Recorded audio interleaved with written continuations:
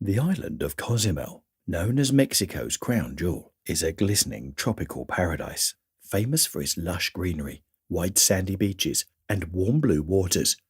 It is ranked among the world's top diving destinations, attracting thousands of visitors annually. Amongst these was the English pop star and songwriter Kirsty MacColl, who, like many celebrities, enjoyed the island for its laid-back atmosphere. In 2000, Kirsty began working with the BBC on an 8-part radio documentary series on Cuban music and culture, as it was very clear from her music that she has a passion for the music scene in Latin America. The series was recorded in Havana, the capital of Cuba, and featured Kirsty interviewing some of the most famous Cuban musicians, including some members of the Bonavista Social Club. Later, in December 2000, after 18 months of non-stop filming, Kirsty needed a long overdue break. Passionate about water sports, she chose Cozumel. This trip, her third, would be especially enjoyable since she planned to introduce her sons, Jamie, 15, and Louis, 13, to scuba diving. It would certainly be a holiday to remember, but in the worst possible way imaginable. Cozumel is an island off the east coast of Mexico's Yucatan Peninsula, with its economy based mostly around tourism. One of the main reasons that people visit the Cozumel is to go scuba diving or snorkeling, as it boasts one of the most diverse coral reefs, the second largest in the world, that is home to over 1,000 species. On December the 11th, 2000, Kirsty, her boyfriend, musician James Knight, and 2 sons flew out to Cozumel, Mexico, due to return on December the 20th, just before Christmas. On December the 18th, around 2 p.m., 2 days before they were due to return home, Kirsty and her sons headed out to the Chunkanab Reef, a 67,000-acre designated diving area, protected by the National Maritime Park of Cozumel since 1996. The area is extremely popular among tourists, restricted to only access to swimmers, divers, and their dive boats, with a speed limit of 4 knots, which is equivalent to about 4 miles per hour on land. Kirsty's boyfriend, James, chose to spend his day relaxing at their rented villa. Kirsty and her 2 sons head out to a boat called the Scuba Shack, led by an experienced dive master of 30 years, Ivan Diaz. About 300 meters offshore, the group stopped above the reef and began their first dive. All in all, the diving part went rather well. They explore the beautiful marine life the reef has to offer, even going down to the famous 14-foot underwater statues, the Christ, Chacmo, Mayan god of rain, and the Virgin Mary. Certified divers also had the option to be led into a cave, named La Quebrada. This is the only cave you can dive through from the shore in Cozumel. Kirsty had been scuba diving many times before, but neither her and her 2 sons had the experience needed for the cave, so they stuck to the Chunkanab Reef. Kirsty's son seemed to enjoy it as much as Kirsty did, although Louis, her younger son, later said that something felt off the entire day, an ominous sense of dread he just could not shake.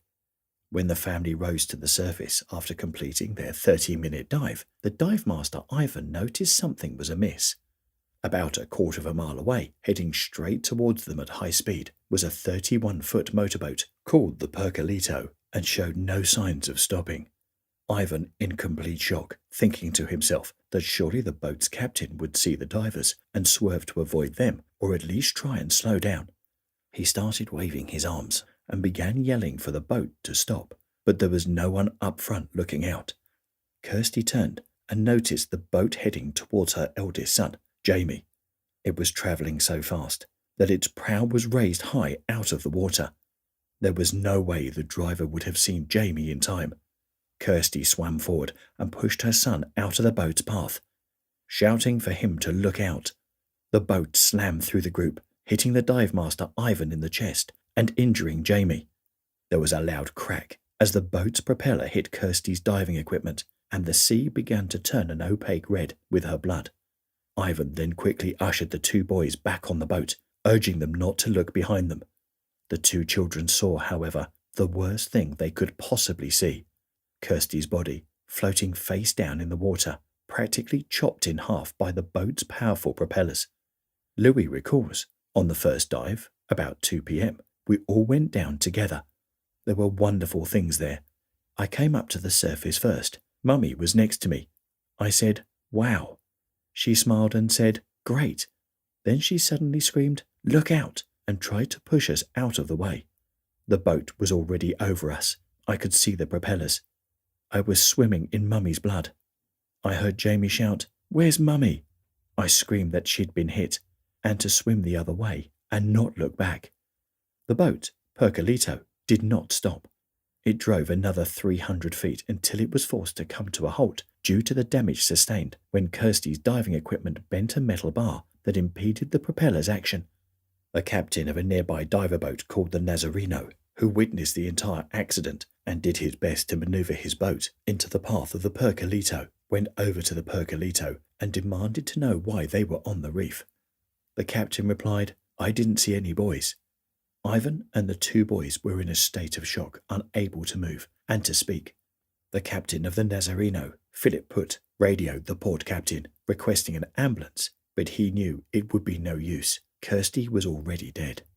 Those on the Percolito never made any attempts to help. They stayed around 15 yards away from the scene, watching on the whole time. When the paramedics arrived, the scene was reportedly so gruesome that one of the operators threw up at the sight. Two later autopsy reports, one performed in Mexico and one in London, revealed that Kirsty had practically been sliced in half from the back of her neck all the way down to her waist, with parts of her left leg and chest severed. James, still back at the villa, was called and informed there had been an accident, but little other information was given to him. When he headed down to the Playa Corona, the beach Kirsty's body had been brought onto, still no information had been given to him. It was left to Kirsty's two teenage sons to inform Jamie of the tragic accident. When the police arrived at Playa Corona, they spoke to those on board the Percolito as well as Ivan Diaz. Ivan later recalled the police officers asking those on board the Percolito who was driving the boat, who was in charge of the boat. One man responded, I am the owner of the boat, and was the one who was driving at the time of the accident. This man was 67-year-old Gomea Gonzalez Nova, who was at the time Mexico's 7th richest person. He was the chairman of a company called Controladora Comercial Mexicana, Mexico's second largest food retailer at the time. Gonzalez Nova had a holiday home in Cozumel for nearly 40 years, so he would have been well aware of the restrictions placed around that area of the reef. On board the boat was Gonzalez Nova, his two sons, his daughter-in-law, his 10-month-old granddaughter, and a 26-year-old boat hand called Jose Sanyam. Police led Gonzalez and his family away for questioning. Within hours of the accident, Gonzalez Nova's lawyer had flown in from Mexico City, and they made sure that the family was first to give their witness statements, leaving many other key witnesses, including Ivan Diaz, waiting for days to give their statements.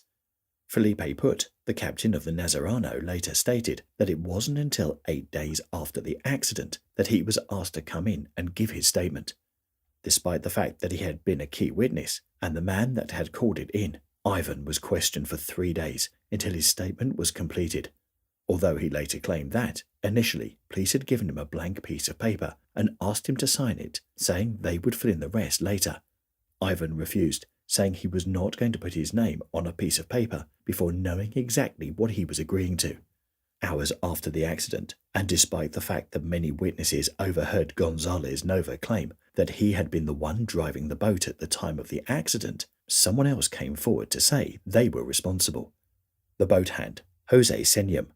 Sanyam claimed that he was only driving at about 1 knot or approximately 1 mile per hour, but he didn't see any trace of divers or dive boats at the scene, and that he was under the impression that they were not in an area of the Chunkanab Reef, that they were much further out to sea. Not only this, but he claimed that after only 10 minutes had another boat arrived on the scene of the accident.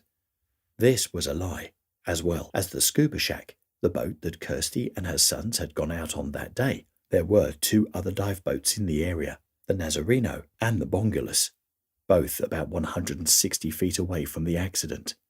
Not only this, but Kirsty would never have taken her 2 children out to the coral reefs that were further out to sea, as it was just too dangerous for beginner divers.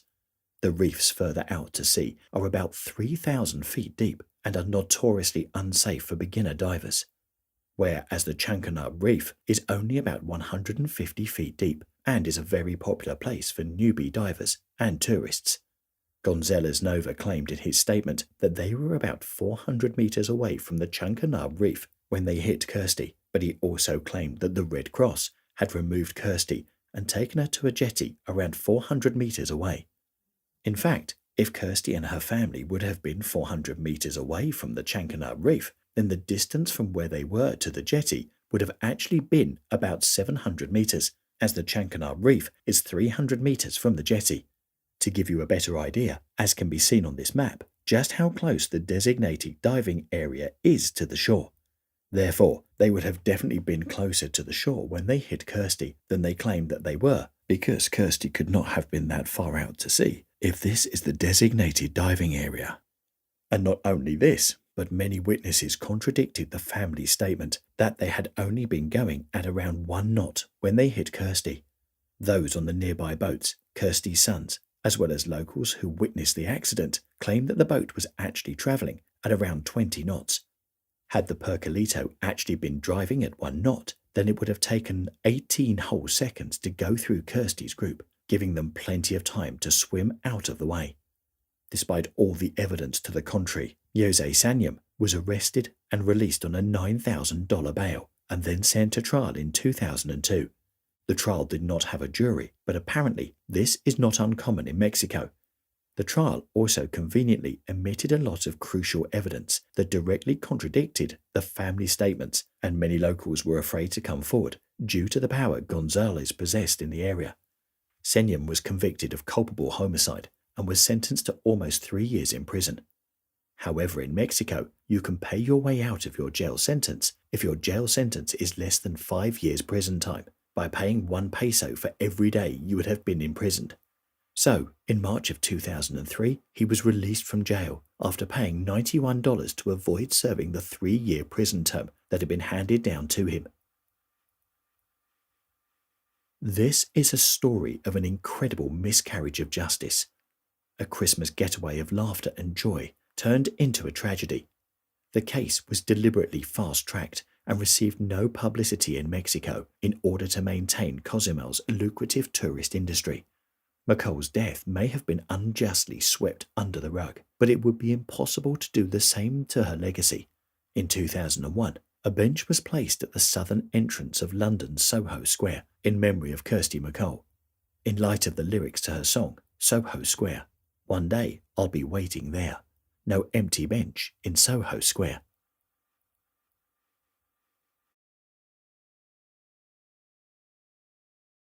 Greetings and welcome to Gripping Horror.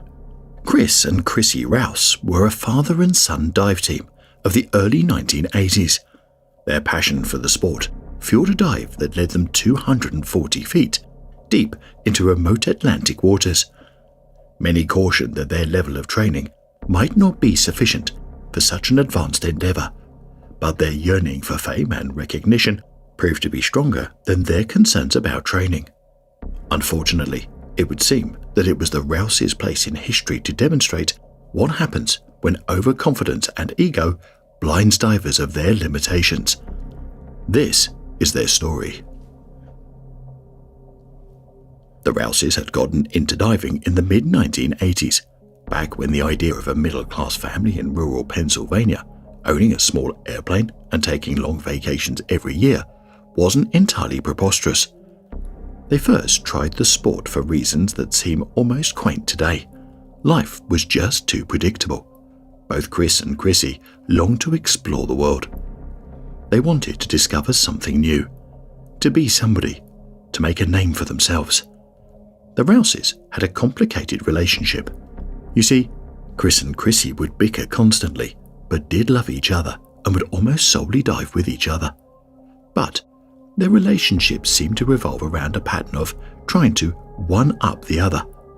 This created a slight tension between them, making their father-son bond more complex than it appeared at first glance. Despite this, they shared a massive passion for diving, so naturally they learned and progressed within the sport very fast, going from open water divers to certified cave divers and tech divers within a few years. With less than 500 dives under their belts each, some would say that they were too inexperienced to be where they were within the sport. In 1991, a now retired long-time deep wreck diver named Bill Nagel, who led a team that recovered one of the Andrea Doria ship's bells, was the captain of the recreational deep dive boat Seeker out of New Jersey. Bill had an intriguing tale from a friend and a local charter boat captain. Every time the captain took a group out to an area off the coast, all his clients caught fish. The captain knew that this was no fluke and told Bill, "There's something under there." Curiosity got the best of Bill, and he and some diver buddies, including John Chatterton and Richie Kohler, organised an expedition to the area. Sure enough, just 75 miles off the coast of New Jersey, they found the wreck of a World War II German submarine. When the divers checked Navy records, they found that no wreck had been recorded for that position. Thus began a 6-year adventure to identify the U-boat and its crew. The explorers searched the sub for a hull or boat number that would positively identify the wreck. Their dives were fraught with danger as the sub sat at 240 feet of water, requiring 250 pounds of gear, decompression stops on the way up, and scuba tanks full of a mixture of 3 gases for faster decompression. An expedition on September 2nd, 1991, ended in tragedy. One of the divers, Stephen Feldman, for reasons unknown, was rendered unconscious and swept away in the current. He was not recovered until several months later, far from the wreck, by a commercial fisherman. Months had passed, with little to show but a few artifacts that added no immediate evidence to the wreck's identity. Therefore, in the year of 1992, the Rouses received an invitation to join the Seeker for its upcoming expedition. John Chatterton deemed them perhaps the most formidable diving team in the country and believed they might be the ones to crack this unsolvable case. This was no faint praise coming from a diver as accomplished as John Chatterton. His confidence was echoed by the Rouses themselves. 22-year-old Chrissy boldly declared, "I'm going to identify the wreck. I'm going to be the one to do it." This macho and overconfident attitude, frequently exhibited by Chris and Chrissy, is the main factors that facilitated their rapid advancement in diving, but also what occasionally placed them in risky situations. Prior to diving the Yoo-Hoo, the Rouses had zero experience penetrating the confines of U-boats, which is mandatory for safety in technical and deep wrecks, such as the Yoo-Hoo. They also had very little experience on deep wrecks in the Northern Atlantic. They had one prior expedition to the Andrea Doria and nothing else notable under their belts. Minor inconveniences seemed to continually plague the Rouses. It was such a standing joke, in fact, that Chris named his diving equipment repair business Black Cloud Scuba. That was run out of the family home. Susan Rouse went as far to state on record, "Everyone always said we had a black cloud over our heads. Something always went wrong." Chris had even started making his own dive equipment after his excavating company went under during the Reagan recession. On October the 12th, 1992, the Seeker arrived 75 miles off New Jersey for the last dive of the season. The day's conditions were unfavorable, characterized by choppy and unpredictable seas. Consequently, numerous team members opted out of the dive due to the challenging circumstances. Notably, Chrissy fell down several times on the way to the water after gearing up. It should be noted that both Chris and Chrissy expressed doubts about the dive. Before descending, each of them said, at separate times, that they did not want to do the dive. In each case, the other badgered the other into agreeing to go. There is some speculation that the constant goading of Chrissy Rouse by his father led to his wanting to prove something to him on their final dive. Due to financial constraints, the Rouses chose to make the 240-foot dive on regular air, rather than trimix, which was available at the time. Despite receiving warnings from others about the risks of using regular air for such a deep dive, Chris and Chrissy proceeded with their choice. When asked for a reason, they stated that they wanted to save money. Just to put things into perspective, at depths below 200 feet, nitrogen narcosis can get so intense for a diver that severe hallucinations are almost inevitable. This can be mitigated mostly by the use of Trimix. The Rouse's intense fixation for the dive and gaining recognition from identifying the wreck is said to have also significantly impacted their judgment. John descended alongside the Rouses. As cave divers, Chris and Chrissy practiced leaving their decompression bottles attached to the line outside the wreck, as some capers leave their bottles on the lines. But knowing that they were going to do this, they failed to stage redundant gas on the upline. Even with all their equipment, they could stay at the bottom for only 30 minutes at a time. To make matters worse, the sub was badly damaged. To find anything that identified the sub, John, Chris and Chrissy had to navigate a mass of cables, dislodged equipment and sediment. Chrissy was penetrating the wreck, his last few dives trying to free a piece of canvas with German writing from underneath some debris. At the point, he nearly had it free. He was at the end of his dive plan and narcosis was strong. He pulled the canvas free when a large piece of steel landed on him, pinning his head down. Chrissy struggled but could not free himself. With no options left, he cried out at the top of his lungs for help.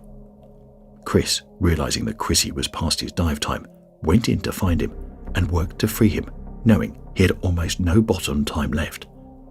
By this time, Chrissy was experiencing narcosis beyond control. Chris eventually managed to free Chrissy, but the effort exhausted their air supplies. Since the wreck was all stirred up and visibility was down to zero, they could not find the way out the way they came in, so they exited further down the ship away from the line and decompression bottles they required for their ascent.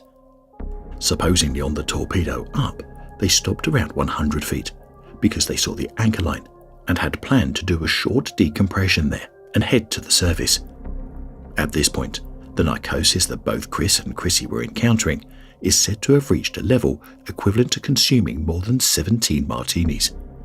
When they ascended, Chrissy tried to breathe off Chris's bottle, but got a mouthful of water due to a torn mouthpiece. He panicked and bolted to the surface. Chris quickly followed, both without making the necessary stops to let the nitrogen in their blood safely dissolve. Such an uncontrolled ascent is almost guaranteed to give a diver a severe case of decompression sickness, often called the bends. Once they surfaced, the divers on the boat knew it was over for them. A diver who gets hit with the bends will be wrecked by tremendous pain in every part of their body, as nitrogen bubbles that accumulate in vessels and arteries while diving begin to expand. The reason it's called the bends is that divers will writhe and contort themselves into grotesque shapes when suffering from a severe case. Even a non-fatal case can cause paralysis or brain damage. Many divers who have survived the bends have said they'd rather have drowned. Neither of the Rouses was so lucky. Once the Coast Guard arrived, John argued with the Coast Guard swimmer to take Chris's lifeless body on the helicopter with Chrissy. The swimmer refused a number of times until John pointed to Chris Rouse, stating, "You've got to take him. We can't risk another basket drop for a dead guy. Are you a medical doctor? Then you can't tell me he's dead for certain. You've got to take him." "No." "Look, the kid thinks his father's still alive. We've been telling him that, so that he keeps on fighting to live. He's got to see his old man on the chopper with him. Otherwise, he'll know he's dead." The swimmer stared at him. "Do you have any idea how risky a basket lift is? We just can't do it for a dead guy." Eventually the swimmer gave in and they took both. It took an extra 20 minutes to load Chris on the helicopter before Chrissy was flown into New York City to a hyperbaric chamber in Bronx Municipal Hospital. At the hospital, they tried to take a blood sample from him. What they got in the vial was foam rather than blood. This caused the blood to clot right in his veins. The situation seemed to be improving slightly when Chrissy began regaining feeling in his limbs and speaking coherently. The hospital then decided to depressurize Chrissy from 160 feet to 60 feet, at which point he lost consciousness and died. Before he died, he told medics he heard the jungle drums and believed a monster was trying to eat him. According to experts, they were essentially dead men the second they hit the surface, and it was pretty amazing that Chrissy even reached the hospital. Survival after coming straight to the surface after 30 plus minutes at 240 feet is very unlikely, even with an on-site recompression chamber. Susan Rouse was notified of the accident by the hospital, but not given details. Chrissy died 5 minutes after she arrived at the hospital, but she was unable to see him before he died. Ironically, she almost joined her family on that Sandy Hook dive, but decided against taking off from work. On the 31st of August 1997, and about 5 years after Chris and Chrissy's death, they concluded that the boat they found was U-869, a large ocean submarine for sustained operations far from the home support facilities, which sank on the 11th of February 1945. Experts propose that trimix, radio communication, aligned to the anchor, more caution, staying out of the water on such a rough day, some humidity, and even in-water recompression might have saved them. But it is all really just speculation. The point that the author of Last Dive makes is that what would have saved them more than anything else would have been a communication system between themselves and the surface. May they rest in peace. Greetings and welcome to Gripping Horror. In the serene waters of one of Malta's most picturesque bays, tragedy struck on January the 18th, 2020. Christine Gauci, a remarkable 35-year-old technical diver, scuba instructor, freediver, and Afghanistan veteran, met an untimely fate in the midst of what should have been another routine dive.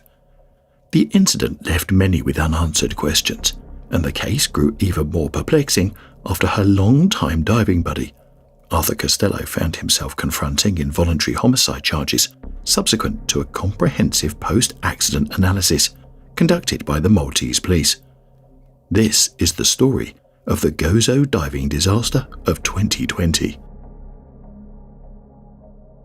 Born on September the 3rd, 1985, Christine Gauci was a sincere, energetic, and adventurous woman. In 2005, she defied the odds by becoming the only female accepted into the elite armed forces of Malta. During recruitment, her path wasn't easy, as a knee injury sidelined her from basic training. But that didn't dampen her spirit. After her recovery, Christine's determination led her to complete the recruitment. But her sights were set higher. She dreamt of serving in the British Army. She succeeded after a grueling 6-month selection process in the UK and excelled in basic training, specialising in air defence. Her training journey took her to the Minden Battery, 12th Regiment, Royal Artillery, where she honed her skills, being promoted as a Lance Bombardier. From there, Christine was deployed to Afghanistan in 2011, where she earned the prestigious Afghanistan Medal on completion of her tour of duty. After deployment, she returned to her homeland, Malta, rejoining the Armed Forces of Malta in 2012. Christine faced new challenges, including responsibilities at Malta International Airport. Her training encompassed searches on female personnel and vehicles, VIP protection, and rapid response to aircraft accidents. But Christine's ambitions didn't stop there. With a passion for sports diving, she harbored a strong desire to pursue a career in underwater bomb disposal. Eager to combine her love for diving with her dedication to handling delicate military tasks, she eagerly enrolled in the rigorous B3 diver course offered by the Explosive and Ordnance Depot. Her ultimate aspiration was to make history as the first female member of the esteemed EOD unit, proudly serving her nation beneath Maltese waters. This determination and dedication mirrored the spirit of Malta itself, a nation with a population of about 500,000 people, formed by 2 main islands, the larger island of Malta and smaller Gozo. Each has its own unique charms. The bigger island is more developed and boasts a greater number of attractions, while Gozo offers a more relaxed and natural feel. The dive took place at Mangar Exini, which is situated on the south of Gozo. Access to the quaint fjord-like bay is through a long windy road, starting near a farm between Zukija and Sanit and overlooking the valley. Dive vehicles can be conveniently parked at the water's edge, enhancing the accessibility of Mgar Exini as a favoured and easily reachable dive site in Gozo. The bay slopes down gently to 6, 10, 14 and eventually 17 metres, where it leads to the open sea to the south and to the Tar Senk outlet to the west. Notably, the bay features 2 small ocean caverns on its right side that is often visited by divers. In the crisp morning air of January the 18th, 2020, Arthur met up with Christine and the rest of the team, composed of 4 other divers, as they prepared to dive the picturesque bay. Christine had admitted to Arthur that she had been awake for 20 hours preceding the dive, due to a long work shift. For that reason, Arthur's girlfriend had attempted to talk her out of doing the dive, but Christine dismissed the suggestion, stating that the cold water would revitalise her senses. At around 8:30 a.m, the group set out, Arthur pairing up with Christine as diving buddies. Christine was equipped with open-circuit back-mounted doubles and a decompression tank of 50% oxygen. Arthur was diving closed-circuit rebreather. They incurred mandatory decompression on the approximate 28 metres or 92-foot dive. An expert witness stated that Christine was using a dry suit that was too big for her, causing it to trap too much air. The suit was also defective. It should be noted that Christine had not been trained on how to use a dry suit or maintain its buoyancy. Expert training is a necessity for using dry suits. They contribute far more frequently than any other item of dive equipment to uncontrolled ascents and resulting decompression sickness incidents. Using any unfamiliar equipment is an especially bad idea on technical decompression or overhead environment dives. The consequences of error are far more severe. During descent, Christine experienced buoyancy control issues that necessitated the intervention of Arthur. Between 16 to 18 metres depth, Arthur helped Christine deal with difficulties dumping gas.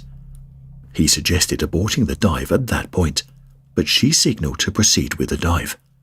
Subsequently, upon arriving at 28 metres depth, or 92 feet, Arthur again had to physically assist Christine by holding her down and releasing gas from her buoyancy control device. Buoyancy issues on descent should never be overlooked or disregarded.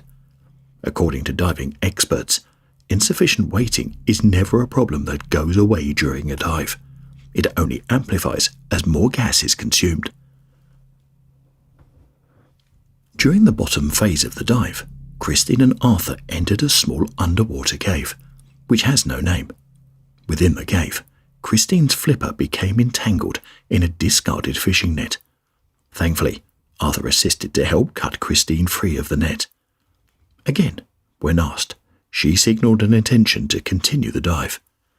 Following exit from the cave, Arthur directed that they should ascend to a shallower depth for the return swim to shore. As they arrived at 15 metres, or 49 feet, Christine again suffered issues with positive buoyancy. Arthur donated 2 kilograms of his own weight to her, but that proved insufficient. He then found and gave her a heavy rock to hold. Again, when asked, Christine signalled her intention to continue the dive. Many divers, like Christine, often find themselves facing self-induced pressure to conduct dives, even when reasonable prudence screams that they shouldn't continue diving. Almost immediately after addressing her buoyancy issues, Christine experienced an uncontrolled ascent. Arthur was looking away when she lost control, but observed the rock he had given her plummet past him. Christine's uncontrolled ascent separated her from Arthur. He then ascended with the intention of completing a 2-minute mandatory decompression stop at 5 metres. However, that proved impossible due to him having donated 2 kilograms of weights to Christine shortly before. Experts who later checked Arthur's dive computer attested that a 2-minute deco obligation at 5 metres was never an impediment to seek a lost diving buddy.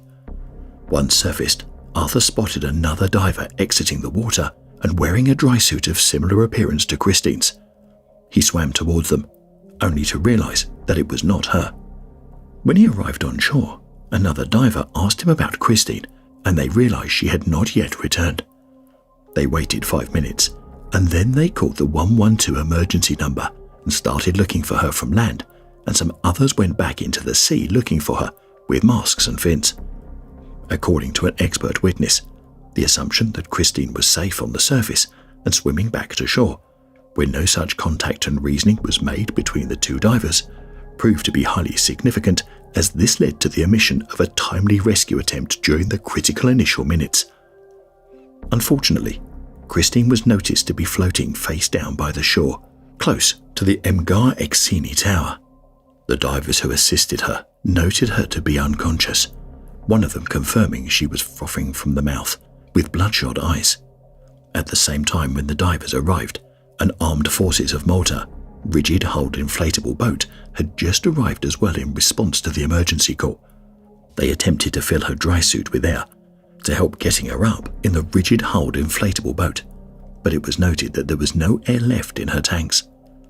Christine's passing remained a mystery, as 3 potential factors came into play: insufficient waiting, gas depletion, and, as highlighted by expert witnesses during the trial, a cardiac arrhythmia might have triggered a sudden shortness of breath, compelling Christine to instinctively ascend rapidly to the surface in search of air.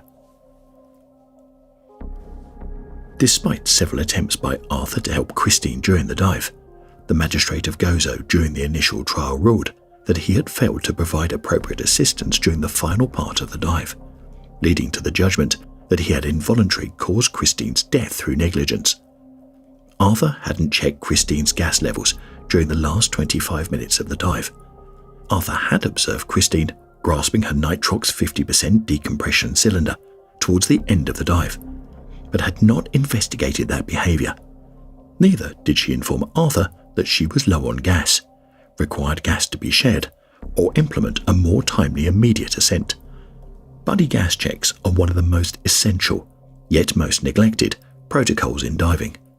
Divers know they should do them, but often just don't have the focus necessary to remember them frequently enough to be meaningful. In many cases, that can lead to significant cognitive overload. In such instances, divers such as Arthur might find themselves mentally strained or distracted during the dive, making it challenging to track time and receive the subconscious cue needed to complete routine tasks like gas checks. Arthur's conviction caused an outcry among the Maltese scuba diving community, who feared that the judgment set a precedent that would lead other divers to consider diving without buddies, and could potentially have a deleterious effect on Malta's dive tourism industry. During the trial, it was established that Christine had consumed 70 bars of her primary gas within the first 20 minutes of the dive, at a depth of only 10 meters. This indicated an incredibly high gas consumption rate. During the accident inquest, it was determined that Christine's primary cylinders were drained empty when she surfaced. Her additional deco gas stage was, however, full. Christine's gas consumption issue is an important example of why robust gas planning and management is critical. The speed of her gas consumption should have been a glaring warning to her and her buddy. However, on the 22nd of February 2023, the Court of Criminal Appeal cleared Arthur of criminal responsibility for Christine's death, ruling that he had done everything he could have reasonably been expected to do in the circumstances. In her ruling, Justice Concilio Scieri Herrera said that while the buddy system was used by divers to ensure assistance was available during a dive, it did not mean that divers are responsible for each other's actions. Justice Herrera ruled that Arthur had not been in any way negligent in his actions. The court also noted that, while Arthur had come to Christine's aid several times during the dive, had he tried to follow her during the final rapid ascent, there may have been 2 fatalities, not 1. Sculptor Carlo Spiteri Magri, the creative force behind Jezero Sand Art Studio in Halkami, crafted a mesmerizing bronze statue that immortalized Christine. This heartfelt tribute came to life and was unveiled on a very significant day, Friday, September the 3rd, which marked Christine's birthday. The statue now stands proudly before the very house in Victoria, Gozo, where Christine herself once grew up, Today, this transformed residence is known as Dar Christine, a haven of solace and support for children grappling with the painful challenges of parental alienation. Besides this monument, as a result of the initiative of our armed forces colleagues, there is another commemorative monument that has been placed on the seabed at Magar Exini, where Christine drowned. Christine's tragic death served as a bitter reminder that divers don't always get away with deviating from ideal judgments or the best practices that they were taught. May she rest in peace. Where people are dying is these areas over here where it's just a rock-faced cliff. They're jumping down at heights equivalent to what people are jumping off the Gay Street Bridge to commit suicide. Breaking bones. People don't realize when you hit the water that from the height that it's disabling them, and they're drowning.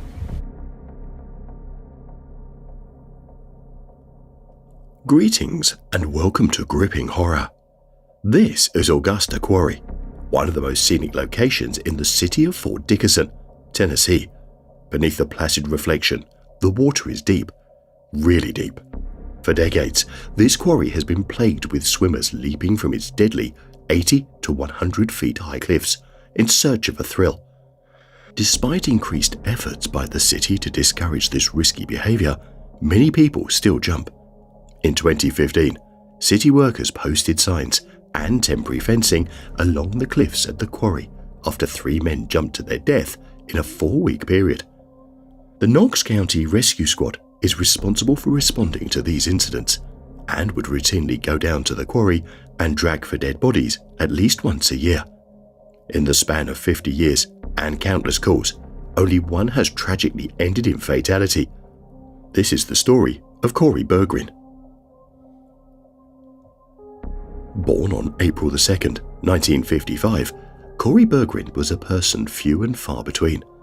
According to those who knew him, he loved to dance, he loved to flirt, he loved to dive, he loved to live.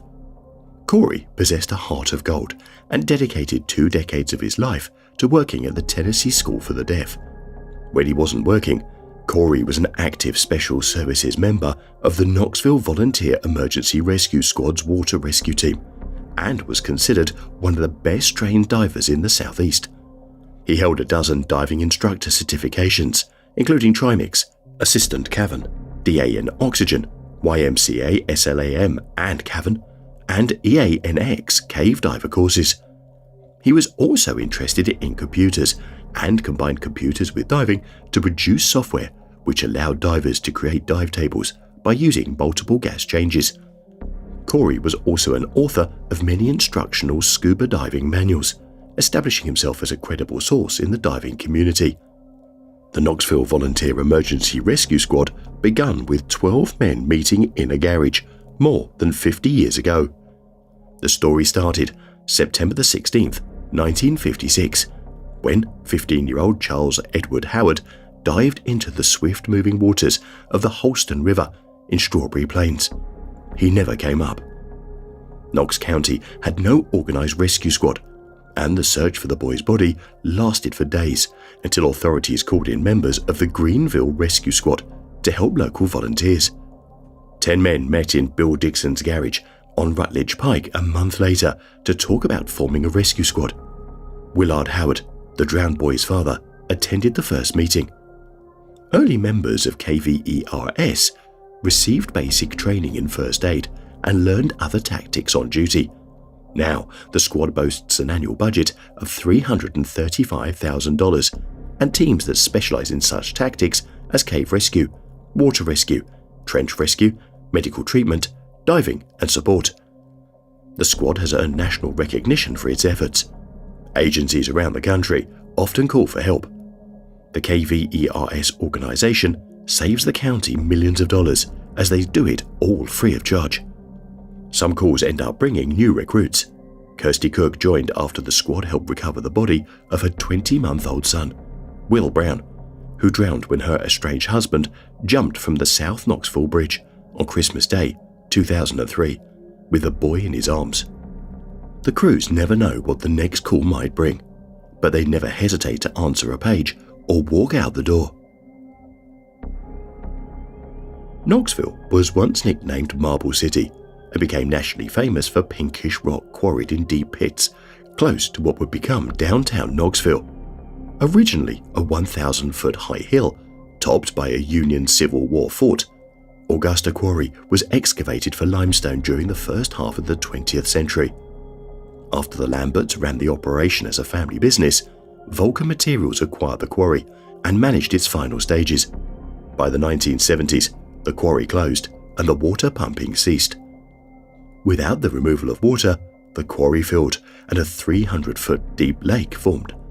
It became a hotspot to dump undesired things, such as cars and bodies in Knoxville. Divers of the Knoxville Rescue Squad were regularly sent down to read the VIN numbers on the cars that were at the bottom to make sure there weren't any new cars dumped in the quarry. At one point, the city of Knoxville blocked car access by putting boulders in the path of the trail due to the immense amount of dumping. The quarry is currently used by the local residents of Knoxville as a swimming spot. Augusta Quarry has the reputation for hosting a lively crowd. The quarry has been used as a popular drinking spot since the beginning of the 1980s. Thus, the diving deaths are generally drunk people going to the higher cliffs and jumping off from way too high, according to DJ Corcoran, Knoxville Fire Department spokesperson. He said it's like hitting concrete. When people jump from a ledge that high, it's like jumping off the Gay or Henley Street Bridge. When they come up, they have broken ribs, bruises on arms where they hit the water, and it knocks the wind out of them. As stated before, Augusta Quarry is deep, in places up to 300 feet deep or more. With no lifeguard on duty, swimmers are at their own risk. The signs posted all around the cliffs of the quarry read, "There are serious dangers to swimming in a quarry." The city of Knoxville does not authorize, invite, or recommend swimming here, and it is not responsible for any death or injury. Despite the city of Knoxville's clear disapproval of swimming in this area, locals still flock to the site during summer months. Though very few individuals actually dive the site with scuba gear. There's a full-size crane left over from the quarry's working days. At 211 feet, but close to zero, divers have made the dive down to explore it. On August the 24th, 1995, the Knoxville Volunteer Rescue Squad received a distress call regarding a young man by the name of Aaron, who had spent the day at Augusta Quarry with his 4 roommates. Aaron had encountered difficulties after jumping from the cliffs at the quarry and never resurfaced. Drowning victims often float to the surface of water over time. However, the depths of quarry waters and the debris scattered on the quarry floor often entomb drowning victims. To enter the water in a sane way, divers must approach the quarry from the south side, where an old mining road enters the water at a gentle slope. During the subsequent recovery operation, Corey opted to dive with nitrox. Nitrox is not typically used for deep diving because it contains a higher percentage of oxygen, which can become harmful or toxic when breathed under high-pressure conditions, such as those encountered at significant depths in the quarry. Divers often use different gas mixtures, like Trimix, for deep dives to prevent oxygen toxicity and ensure their safety. Corey mistakenly used a set of dive tanks filled with 36% nitrox, which proved to be a fatal mistake. The maximum operating depth of nitrox with 36% oxygen is 29 meters or 95 feet to ensure the partial pressure of oxygen does not reach dangerous levels, resulting in oxygen toxicity. As the dive progressed, Corey and his partner used powerful cave lights to explore the lower depths of the quarry when the light reflected off a shiny object. A closer examination revealed human remains still clad in a pair of bright red shorts, like the ones Aaron had been wearing when he drowned. Approximately 27 minutes into the dive, at a depth of 212 feet, Corey experienced oxygen convulsions. This dire situation was a result of the nitrox within his tanks becoming dangerously toxic due to the extreme depth he had reached, subsequently triggering a seizure followed by asphyxiation. Losing control of his movements, Corey shot uncontrollably towards the surface from the unforgiving depth of 212 feet. Subjecting his body to a brutal and rapid change in pressure it could not withstand. Standby divers of the KVERS on the surface managed to recover Corey's lifeless body, while his dive partner recovered the body of Aaron, which now had multiple water moccasin bites. Following this tragic incident, Corey was rushed to the University of Tennessee Medical Center and immediately placed within a hyperbaric chamber for decompression. Tragically, his horrific ordeal continued as he suffered a heart attack during this process. And despite the valiant efforts of medical professionals, Corey succumbed to the heart failure and passed away at the medical center. More than 40 rescue agencies were represented at Corey's funeral, which was interpreted in sign language for students of the Tennessee School for the Deaf. A rescue squad dive truck carried his body to the cemetery, where a Lifestar emergency helicopter flew overhead in tribute. He was survived by his parents, Polly and Fred Berggren, and brother, Kevin. In 1996, a year after the tragic accident, Corey was honored by the United States official National EMS Memorial Service. Longtime squad members still fall silent at the mention of Corey's name. When asked about him today, his teammates speak with a strange mix of detachment, muffled sadness, and restless unease. A shiny, wood-mounted commemorative plaque, inscribed with Corey's name, stands alone in the center of the squad's front room trophy case, part memory and part reminder. On August the 25th, 2020, the squad gathered at Augusta Quarry for a solemn ceremony, remembering Corey. A wreath was floated as the squad members reflected on the sacrifices that he made. The volunteer organization that started out as a handful of men in ties, answering calls in a converted bread truck, now encompass 143 members, male and female, who answered more than 2,600 calls per year around East Tennessee. In present day, the Augusta Quarry is transitioning into a public recreation site. The Aslan Foundation is partnering with the City of Knoxville to redesign this site in 3 phases.